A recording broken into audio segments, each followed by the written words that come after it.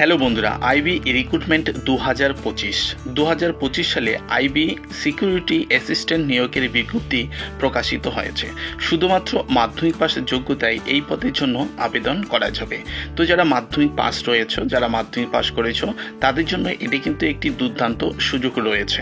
এই ভিডিওর মাধ্যমে পুরো তথ্যটি তুলে ধরবো। আমরা জানবো আইবি রিক্রুটমেন্ট 2025-এর মোট শূন্যপদ কত রয়েছে, আবেদনের জন্য যোগ্যতা কি লাগবে, অনলাইন আবেদনের পদ্ধতি অর্থাৎ কিভাবে আবেদন করবে, আবেদন ফি কত লাগবে, কত টাকা দিতে হবে আবেদনের জন্য, কিভাবে নির্বাচন করা হবে এবং পরীক্ষার ধরন কি রয়েছে, বেতন কাঠামো, এই চাকরির জন্য বেতন কীরকম রয়েছে।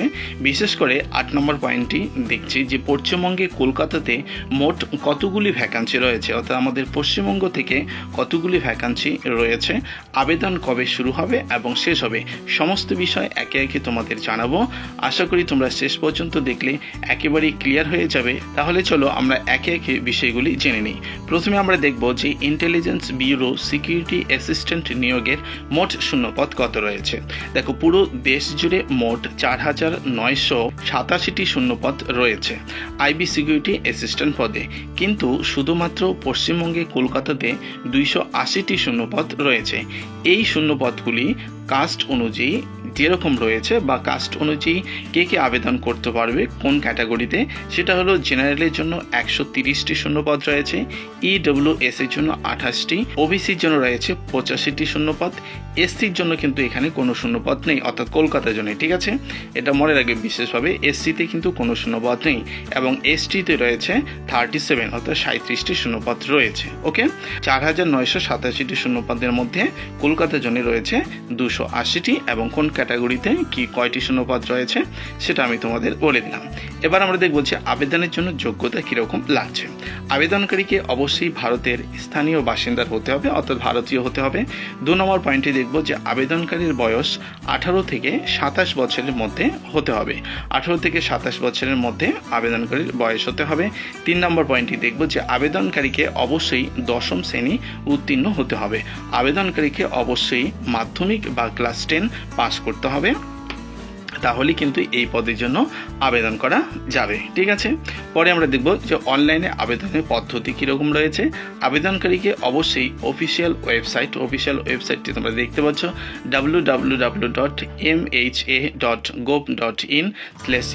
এই ওয়েবসাইটে গেলেই কিন্তু তোমরা আবেদনপত্রটি বা আবেদন ফর্মটি পূরণ করতে পারবে। ঠিক আছে, পরে আমরা দেখব 1 নম্বর পয়েন্টে দেখব প্রার্থীর ব্যক্তিগত তথ্য, শিক্ষাগত যোগ্যতা এবং অন্যান্য প্রাসঙ্গিক তথ্য দিয়ে আবেদন করতে হবে। একজন ক্যান্ডিডেটের যে সমস্ত ব্যক্তিগত তথ্য রয়েছে, শিক্ষাগত যোগ্যতা রয়েছে এবং অন্যান্য যেসব প্রাসঙ্গিক যে ডকুমেন্টগুলো রয়েছে, যেমন এসসি এসটি সার্টিফিকেট বা ইত্যাদি, কারো যদি কোনো রকম অভিজ্ঞতা সার্টিফিকেট থেকে থাকে সেগুলো দিয়ে আবেদন করতে হবে। 2 নম্বর পয়েন্টে দেখব নির্ধারিত ফি অনলাইনে ডেবিট কার্ড, ক্রেডিট কার্ড বা নেট ব্যাংকিং এর মাধ্যমে কিন্তু জমা করতে হবে।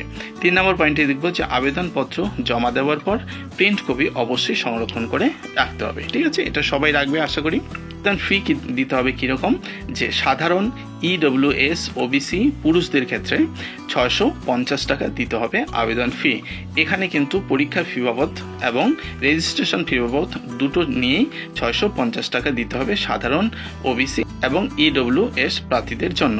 2 নম্বর পয়েন্টে দেখব মহিলা, এসসি এসটি, পিডব্লিউডি এবং অন্যান্য ক্যান্ডিডেটদের জন্য 550 টাকা আবেদন ফি দিতে হবে। ওকে বন্ধুরা, দেখো আবেদন কবে শুরু হচ্ছে, আবেদনের তারিখে রয়েছে আবেদন শুরু 16 জুলাই 2025। অলরেডি কিন্তু আবেদন শুরু হয়ে গেছে।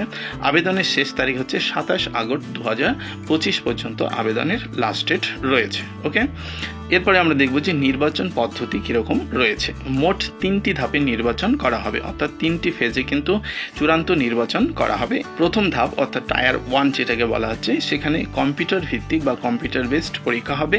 এখানে অবজেক্টিভ টাইপ অর্থাৎ MCQ প্রশ্ন থাকবে। সাধারণত এখানে থাকে কোন কোন বিষয়গুলি রয়েছে, অর্থাৎ টায়ার 1 বা প্রথম ধাপে থাকবে সাধারণ জ্ঞান থাকবে, 2 নম্বর হচ্ছে অঙ্কে বেসিক জ্ঞান এবং 3 নম্বর রয়েছে ইংরেজি ভাষার উপর দক্ষতা যাচাই। সাধারণত এই 3টি বিষয়ের উপরে কিন্তু টায়ার 1 বা প্রথম ধাপের পরীক্ষাটি হবে। ঠিক আছে, দ্বিতীয় ধাপে হচ্ছে টায়ার 2, লিখিত পরীক্ষা হবে। এখানে বেশ কিছু বিষয়ে নিজের ভাষায় এখানে উত্তর দিতে হবে। ওকে, তৃতীয় ধাপে হচ্ছে টায়ার 3। এই ধাপে থাকবে সরাসরি ইন্টারভিউ। এখানে আত্মবিশ্বাস, আচরণ এবং চাকরির জন্য আপনি কতটা উপযুক্ত সেটা যাচাই করা হবে টায়ার 3-তে।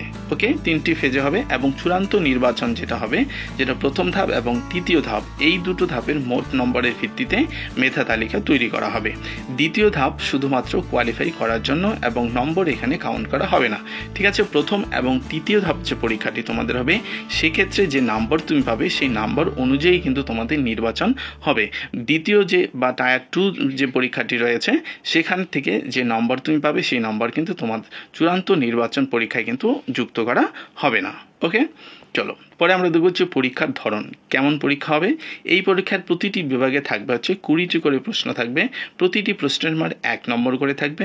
সব মিলিয়ে মোট 100 নম্বরের প্রশ্ন থাকবে এবং পরীক্ষার জন্য সময় দেওয়া হবে 1 ঘন্টা। প্রতিটি ভুল উত্তরের জন্য 0.25 নম্বর কিন্তু কাটা যাবে, অর্থাৎ 4টি প্রশ্ন যদি তুমি ভুল উত্তর দাও তাহলে তোমার সেখান থেকে 1 নম্বর কাটা যাবে, অর্থাৎ নেগেটিভ মার্ক কিন্তু রয়েছে। এরপরে আমরা দেখব যে পরীক্ষার সিলেবাসটা কীরকম রয়েছে, তাই না? পরীক্ষা তো দিবে, এবার পরীক্ষার সিলেবাস কীরকম রয়েছে। সাধারণ জ্ঞান বা জেনারেল নলেজ থেকে থাকবে 20 নম্বরের প্রশ্ন, গণিত থেকে থাকবে 20 নম্বর, রিজনিং থেকে থাকবে 20 নম্বর, ইংলিশ থেকে থাকবে বা ইংরেজি বিষয় থেকে থাকবে 20 নম্বর এবং জেনারেল স্টাডিজ থেকে থাকবে হচ্ছে 20 নম্বর। এই হলো টোটাল 100 নম্বরে তোমাদের পরীক্ষা হবে। ওকে বন্ধুরা, এরপরে আমরা দেখব এই বেতন কাঠামো কীরকম রয়েছে। 21,700 টাকা থেকে বেতন শুরু হবে এবং সর্বোচ্চ বেতন রয়েছে 69,100 টাকা পর্যন্ত কিন্তু বেতন রয়েছে। ওকে বন্ধুরা, আশা করি পুরো বিষয়টি তোমাদের সামনে তুলে ধরলাম এবং পরবর্তী সময়ে এরকমই আরও চাকরি রিলেটেড আপডেট পেতে অবশ্যই চ্যানেলটি সাবস্ক্রাইব করে ভিডিওটাকে একটি লাইক করে দিও। তাহলে চলো বন্ধুরা, দেখা হচ্ছে পরবর্তী ভিডিওতে আরও নতুন কোনো আপডেট নিয়ে।